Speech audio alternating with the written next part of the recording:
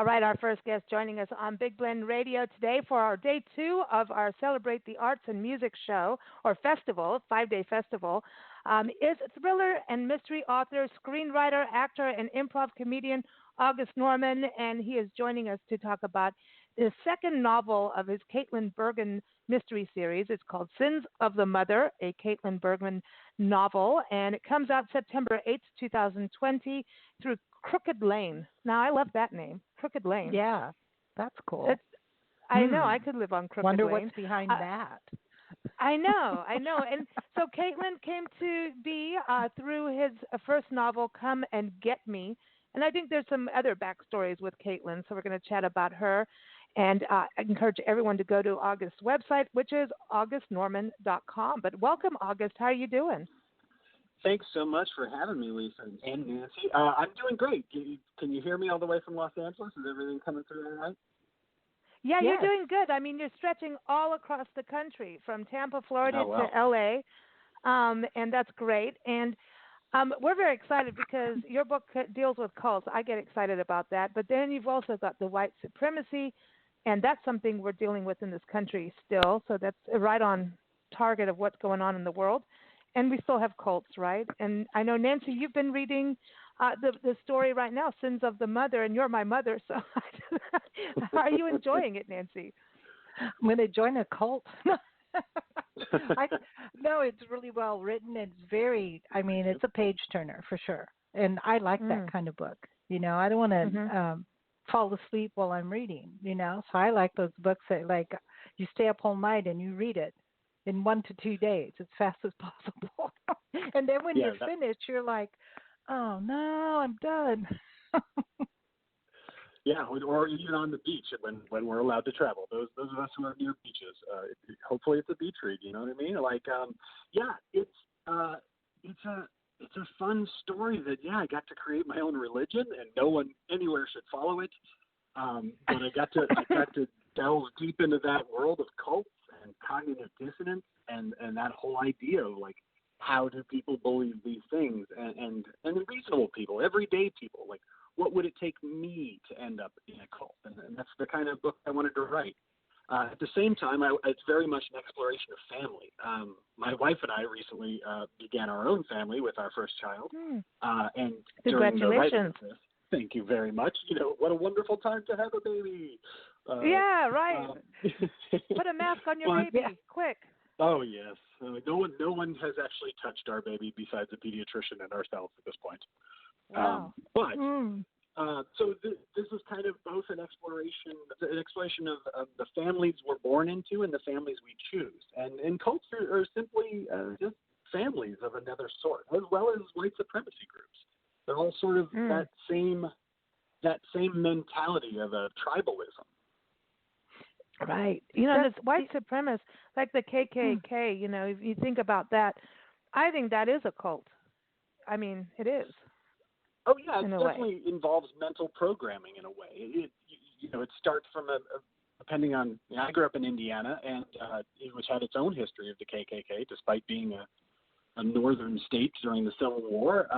The KKK spread there in the 20s, of all things, in the second resurgence of the KKK, to take on the Catholicism.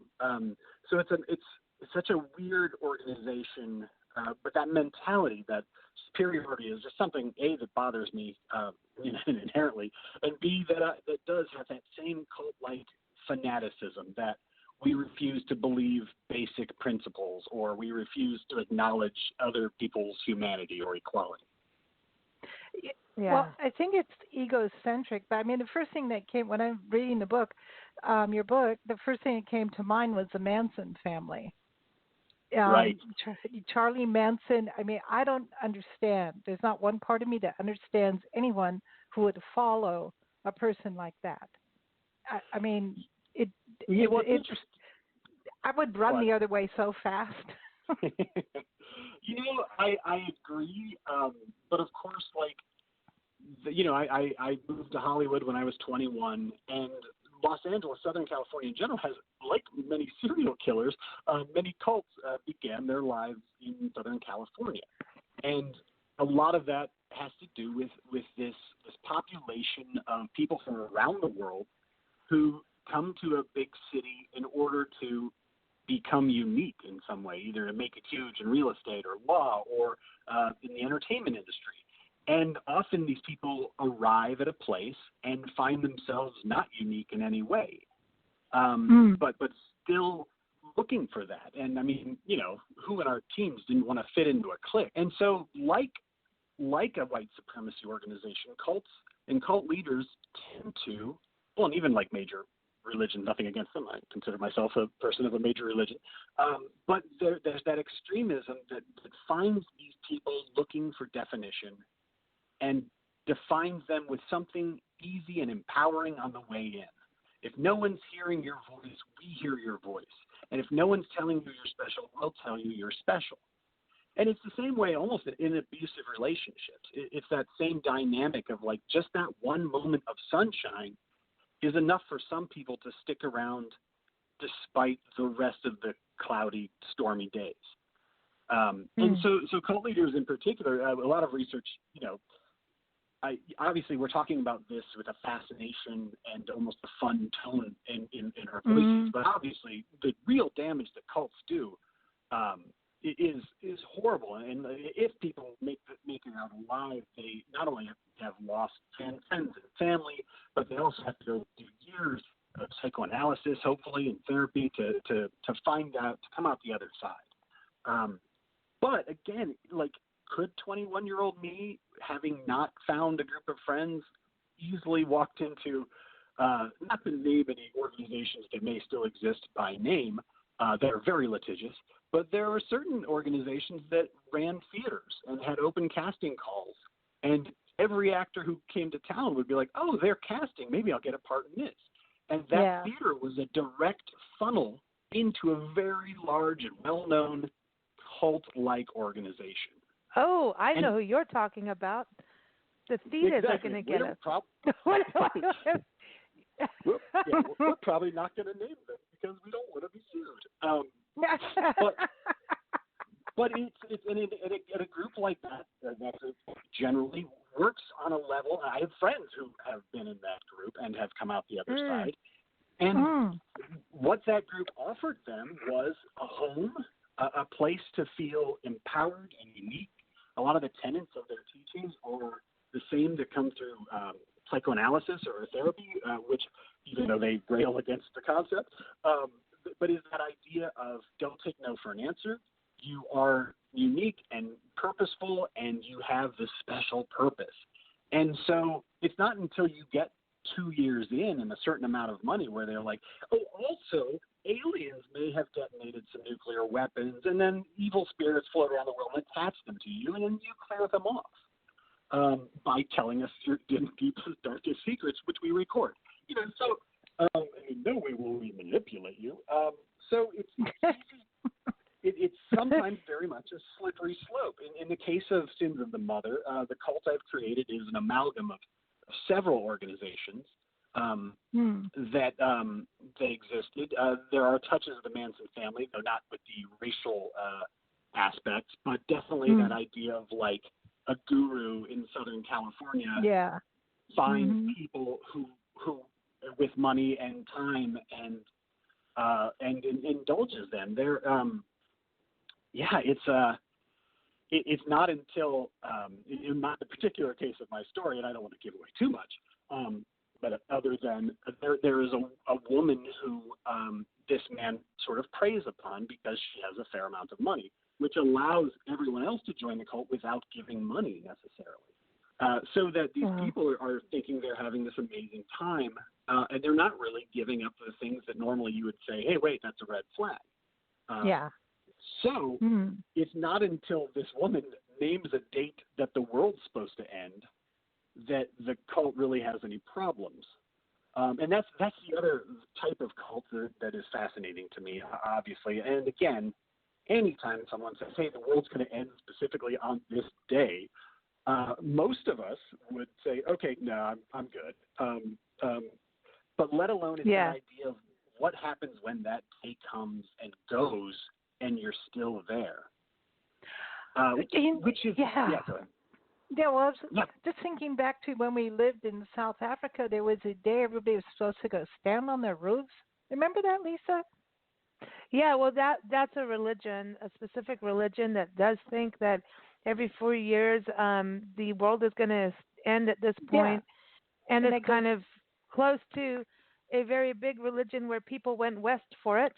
It's very close to that one, and they've got a lot of power of crossing the country, and I don't mean any disrespect at all, but it's close to that. And then they think, oh, the world's going to end. They sell their business, and I wonder why, because you can't take your money with you, but they do. They sell their businesses, and they get up on the roof and wait to kind of beam up or something, and then it doesn't happen.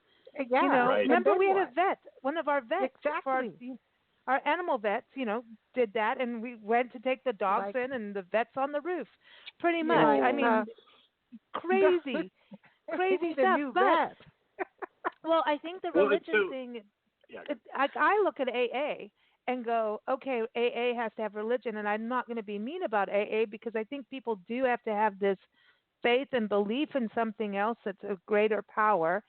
But I look at that and wonder, I don't know, why do we have to have a 12-step program that has religion in it? Uh-oh. Did I say that? Am I going to get in trouble? Yes. Well, I think, and I think tenants of AA I think members of AA will say they no longer push that as much. I think they just say a higher power. That higher power can be your own spirituality. So I know exactly what you're saying.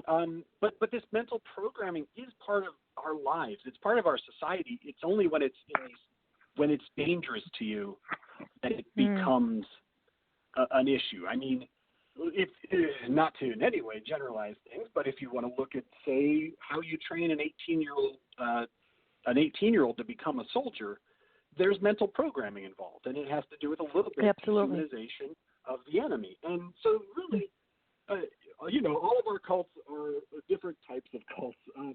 But again, we're talking specifically about fringe religions that send people into dangerous spots for themselves. And, like Heaven's Gate. Heaven's Gate that tried to beam up with vodka, or whatever. Yeah. And so I was fascinated when I started all my research. I knew some of the big ones, obviously, and then there'd be a bunch of documentaries. But I probably watched. My poor wife and I, we probably watched 12, 15 documentaries of various cults, and I read a bunch of books. Oh wow! And I was very fascinated with the idea of cognitive dissonance. Now, cognitive dissonance, for those who don't know, is that idea of believing something after it's been demonstrably proven false, such as flat earthers.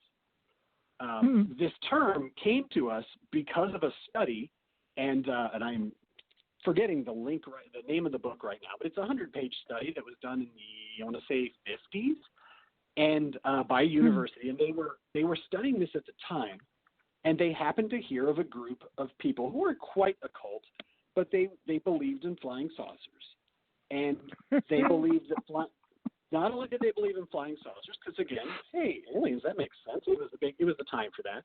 But one or two of their organizations, two of the members believed in auto writing, meaning they would hold a pen and what came out was the words of God. So they combined this love of flying saucers with the idea that God had left the planet, gone to another planet, and he was writing to tell certain people they could come as well. And so this university heard about these people and got to implant three grad students into the organization. And it was only an organization of about 20 people. And so ultimately they found that they set a date. They set a date that the flying saucers would come, and these people did quit their jobs and took all the metal out of their clothing and stood out on the road. And obviously the flying saucers did not come. So what the study proved was, or at least demonstrated with that group, was that anyone who stayed there for the moment and then it didn't happen, but they all stayed together, that group then rationalized it, meaning they said, oh, we're all together, which means we saved the world for another 2 years. Yeah. Like oh, my gosh. Of our faith.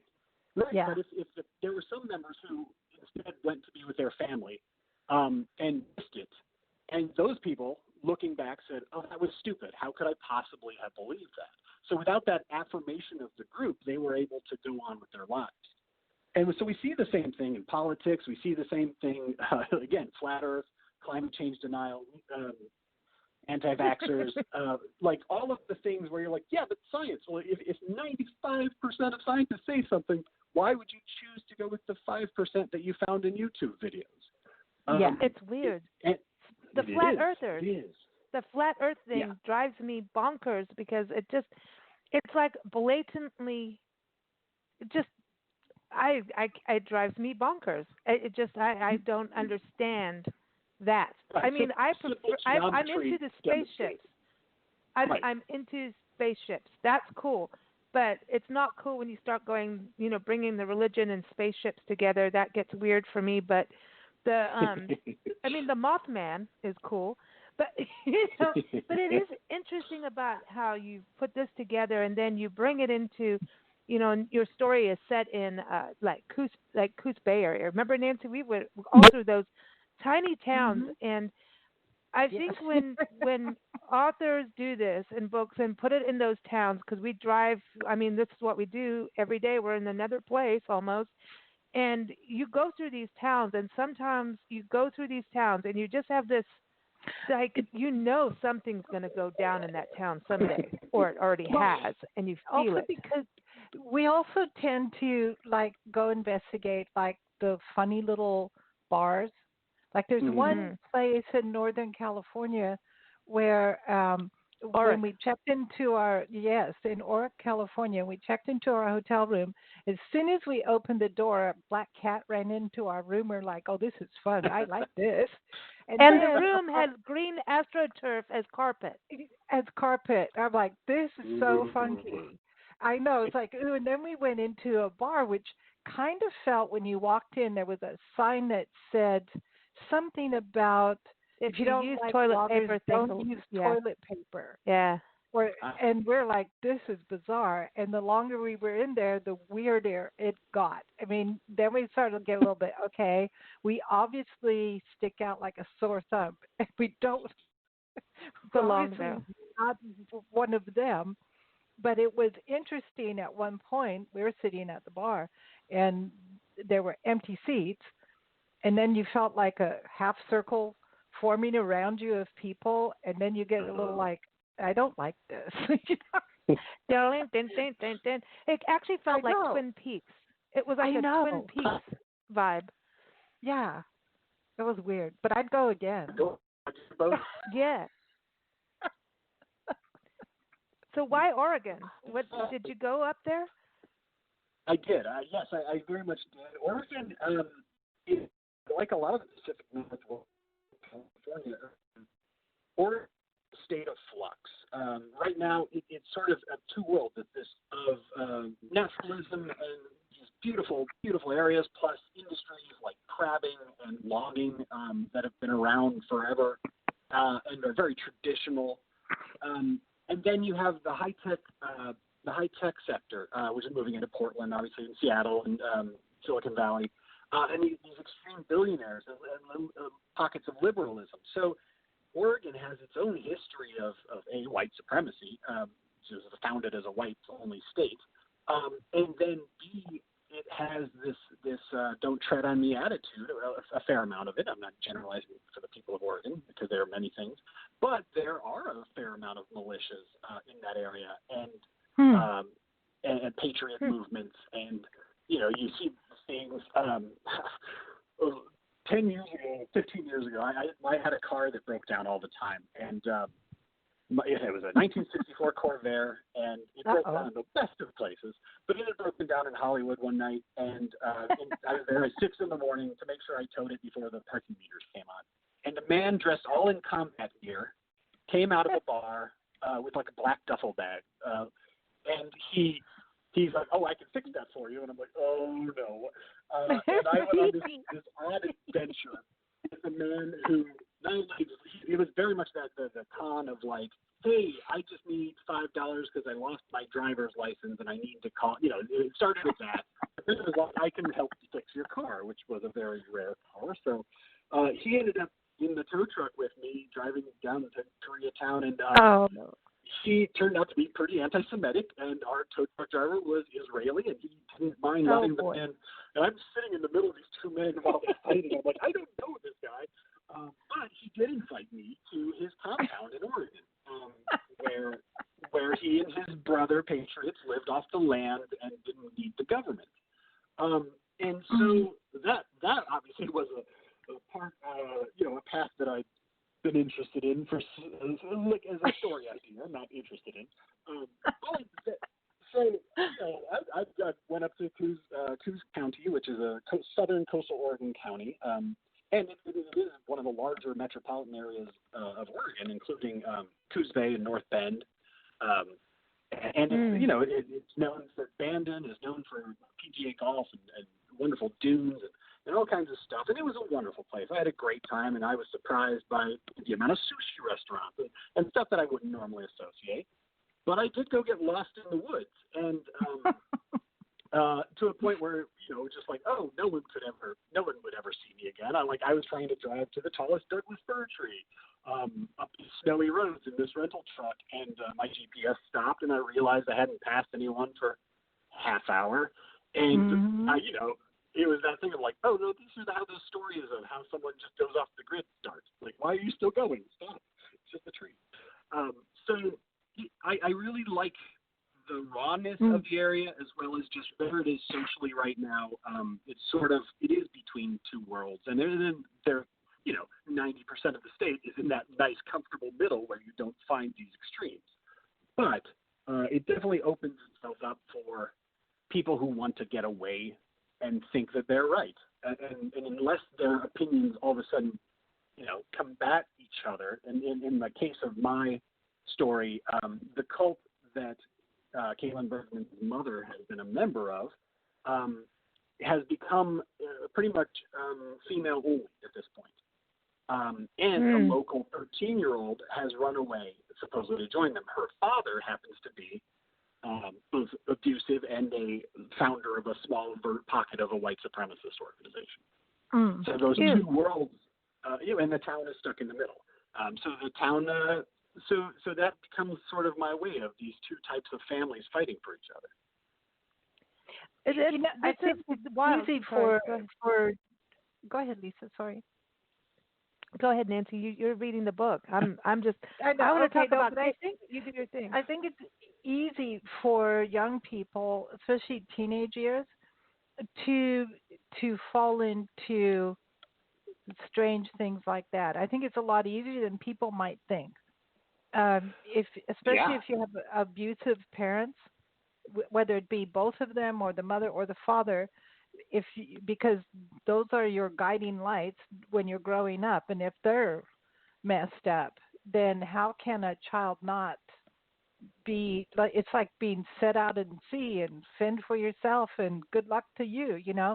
Then the secondary people who come in would be maybe extended family, but most of them usually bail, or your teachers. So it kind of falls to teachers who are so busy and have too many students in the classroom, but they do notice when a teen is kind of been thrown into the ocean to take care of themselves. And so you're busy surviving. How do you not fall into trouble like that? Or gangs. It's almost the same setup. There's always a bully. There's always the bully. And a cult leader is a bully. Right, but they're also a general. Like from the other side of it, they're also. I mean, you mentioned gangs, and that's a perfect example of a cult. Yeah. I mean, gangs give people identity when they have none. They give people protection and belonging. Yeah. And it's when the leaders know that they're willfully manipulating their followers that they become bad things.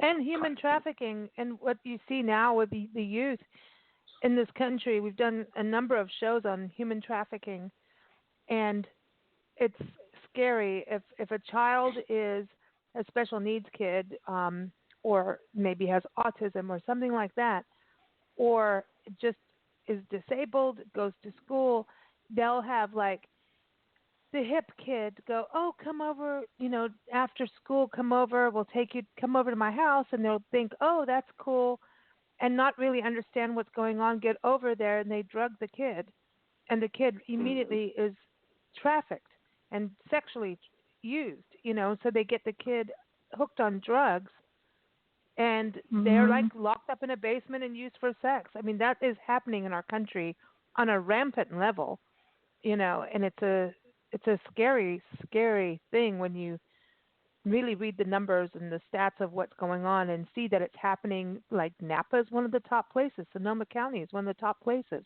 in the country for it. And it's a very chilling thing to me. And I think they prey on, young girls that maybe don't, and I look at what society has done to young women, that it's like, oh, you've got to look this way. This is what the models look like. And, you look at all the Kim Kardashians out there, and I can't say that. I mean, it's like they are already programming our young girls to look like, want to be that way.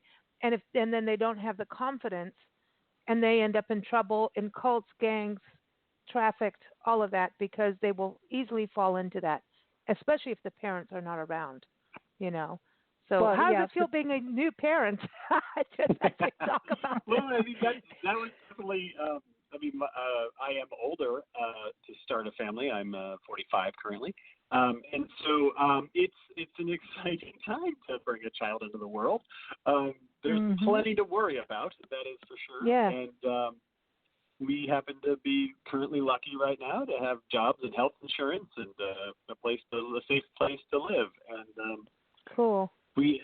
That is part of the story. Caitlin's character, though established in the first book, this book does stand alone. Caitlin was raised by a single father, an adoptive single father. He was married when he adopted her, but that did not last. And he was an LAPD officer. So she has a very unique youth. Which does involve the strength of teachers. It does involve college professors who look out for her, and she sort of walks a similar to life to what her birth mother had walked. And so a lot of this book is her sort of finally getting to confront the woman she's been mad at forever for giving her up. And of course, she learns right away that this is not being a parent herself. She remembers that sometimes people aren't great parents. Some of the best parents in the world are adoptive parents. But some people are just biologically capable of making children. That doesn't mean they necessarily should raise them. Exactly. And so a lot of the book is Caitlin exploring this and reframing the way she's looked at her whole life, as well as she's also mentoring a young journalist who has just moved to Los Angeles. So she kind of explores a motherhood of her own as she builds her own family by the people she chooses. I think too that when you're a child, you tend to, center on yourself and think that you caused everything. Like you're either to blame for everything or you caused everything to happen. It's like when you first stand up, you're like, hey, look at me. And you push something over, you're like, look what I just did. You got that? So you feel when something happens that you had something to do with it, even if you didn't.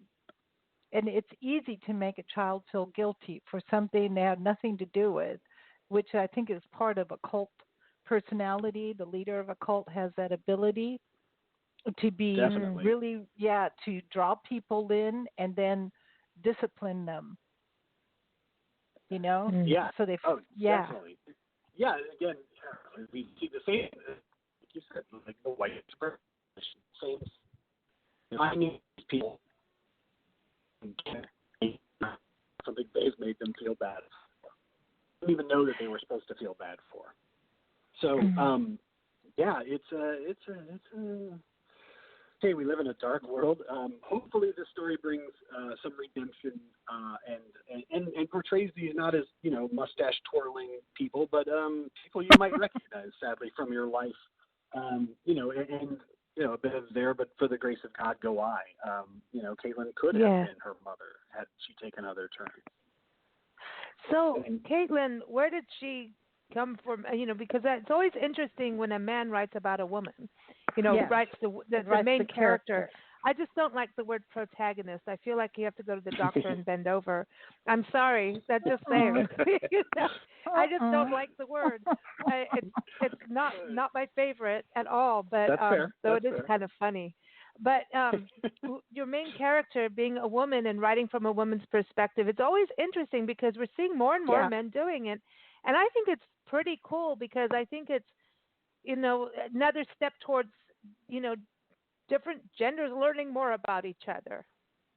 Well, yeah, I think that's really part of it. I obviously there's the own voices argument that says only people who lived a certain life can truthfully tell a story, and I do believe that. And there are certain people you'll never win over. So I don't try to create. I don't try to talk about the entire female experience. I don't try to speak for anyone. I will say that. Caitlin Bergman began as a supporting character in the first novel I ever wrote, which was based on a screenplay. And she was about 25% of the novel. She was the moral compass of an a hard-boiled ex-cop who had been dirty as she helped guide him back to the light. And what I realized was that she was just a much stronger character. She was more fun.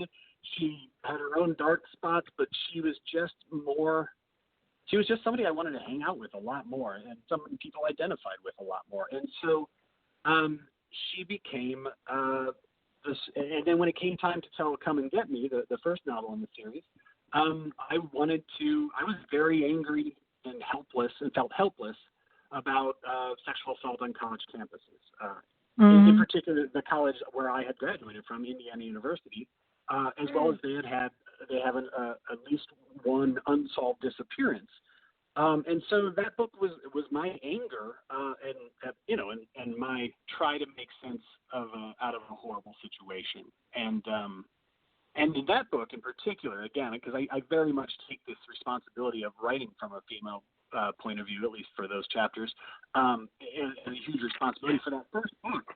I went out to over 20 beta readers, meaning people who read the book before I even submit it to my agent or a publisher. And of those, I think 25 total, 20 were women. And then I made sure to have people in their 70s, 60s, 50s, 40s, 30s, and 20s read it. Because as well as people of color and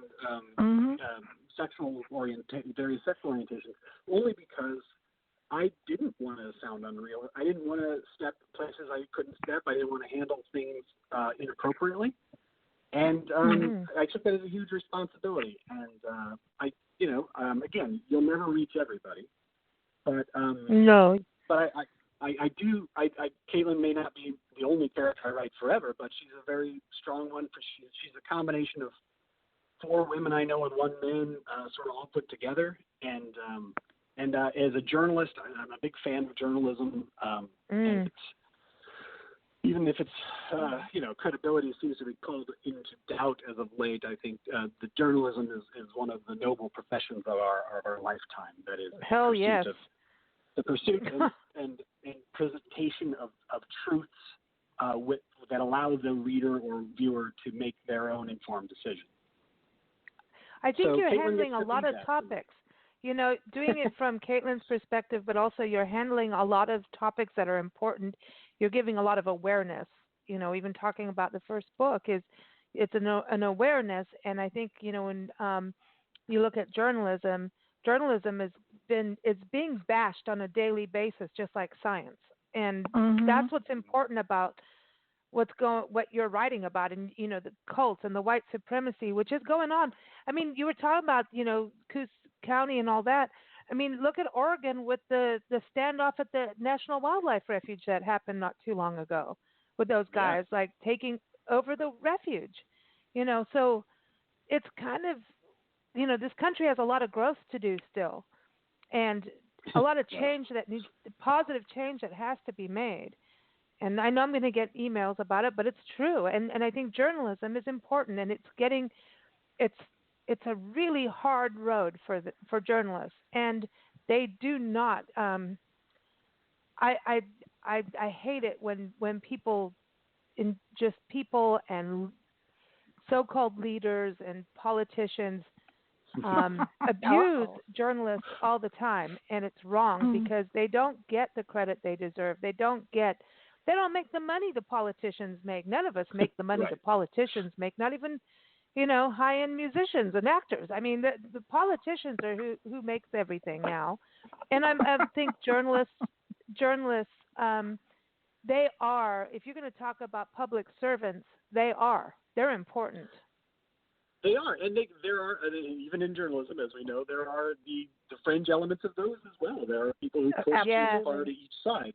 But yes, I also take writing that as a responsibility. I have a friend who's very much an investigative journalist, and I defer to him for a lot of my research. And a lot of this is also paths I didn't take. That is, there was part of me that studied journalism in school and very much was going to go into it, and then didn't care for all the aspects of it. And then there was another part of me that was going to join the police in my late 20s in Los Angeles, and then chose not to after a fair amount of research. Nothing against the people.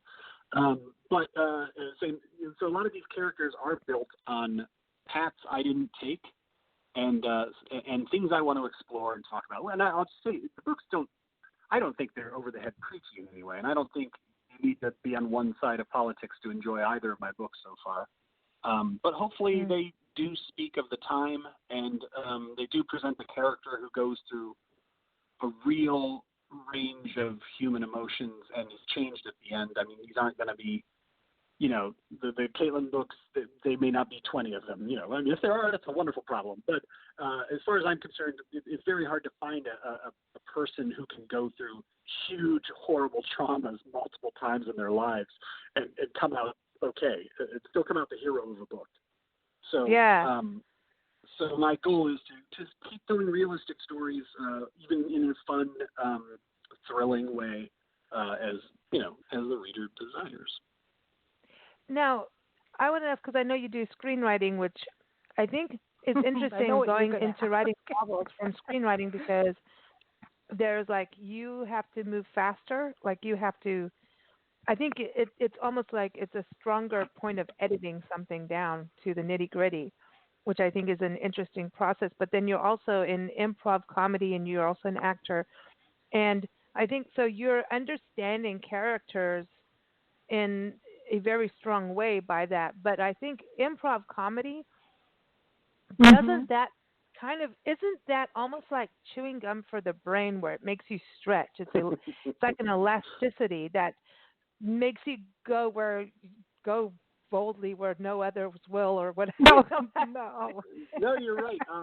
It's a lot like playing in a band, and specifically it's a lot like playing jazz. That is, with improv comedy, unlike just sitting and writing a book, you're working with other people, and you don't have any idea what's going to happen. So that give and take and that dealing with the moment. I mean, not to nerd out too much, but I can apply that to an overall life view as well, of that ability to take what comes, adjust to it in a positive way, and move forward. So that has very much guides my writing. It very much guides my, my look on life. Unfortunately, I mean, who knows when live theater will become a thing again for these kinds of artists and theaters.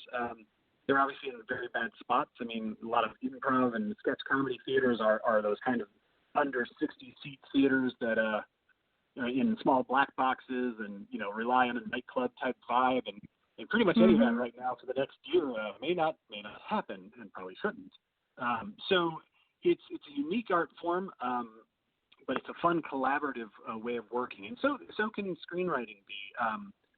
So I came from, I don't do as much screenwriting anymore. I still use it as a tool when I outline, I'll write the screenplay of a book first before I write the book, just because I know that the story has to be able to distill into those beats and to get it in a nice, succinct way where it makes sense and is predictable, at least for me, not for the reader necessarily. But I try to write with that speed, that need for economy, so that nothing is wasted. We try to use the whole buffalo, as they say. Awesome. So if you were going to pick somebody to play Caitlin, an actress The old time actress, new young actress, correct, whoever. Nancy. Huh? Be politically correct. It's actor. It's not an actress anymore. You got to be politically correct. I beg your pardon. You know, I purposely left Caitlin a little open. I like the reader to fill in Caitlin a lot, but I think right now Amy Adams. I'm horrible with names, so I'm going name blank. But even Sandra Bullock. I mean, right now Caitlin's in her mid-40s, so there's a lot of amazing actors out there currently on shows, and there's a lot of potential, and I'm definitely of the type to be like, well, she could definitely be another type. If someone wants to reimagine her backstory, I'm fine with that. Like she's sort of a universal character, and there's just a lot of amazing. Oddly enough, I will say I did actually when I originally wrote her into the screenplay, I wrote her as a part for a friend of mine, and that friend has passed. But anyway, still hear her voice whenever I write to her. So. Oh wow, that's wild. Yeah, that's but wild. But it was because it was because maybe as someone without movie star good looks, she would never have the potential to play Caitlin Bergman, who's more of a next door friend sort of. She's not stunning. She's not, but she's not stunning. But she's very almost charactery. And so, I wanted someone with real depth that my friend wasn't able to currently go out for that kind of part. So, I guess it's kind of like the world as you want to see it, and I wanted to see more of that type of realistic modern woman who has flaws but is also smarter than anyone I know. Cool. Well, very cool. And everyone, we got to get going time wise. Everyone, sorry, real quick, Nancy, go. Okay, I want to pick the sheriff, Martin Sheen. Oh yeah. There you go. Yes, I'll take it. There you go. Martin Sheen he's awesome. Everyone, August Norman, the new book is out September 8th, 2020. Keep up with August at augustnorman.com. And, of course, go get the other novel right now and get ready for the September debut. Go get Come and Get Me. So go get it. I will say for the month leading up to September 8th, so from August, I believe, 9th to September 8th, Come and Get Me will be downpriced for e-readers for $1.99. So I know, it's pretty easy to pick up a book on a Kindle for $1.99. I'll say that. Yeah, right on. So go get it. Go get it on. Go play with Amazon. Go get it. So augustnorman.com. Everybody, thank you for joining us, August. It's been a pleasure. It's been really cool. Now I'm going to think about cults all night, and it's my turn to read your book. I know. I'm all into it, and now I want to geek out on documentaries too. That's got to be so cool doing the research. Dude, what were they thinking? Yeah. So, research is cool. Living it, probably not. Thanks so much for having me. And if we need to talk cults again, let me know. All right. Anytime, man. Let's talk about those flat earthers. Dudes, the earth is round. Stop it. All right. Take care, August. Thanks for joining us. Bye-bye. I know.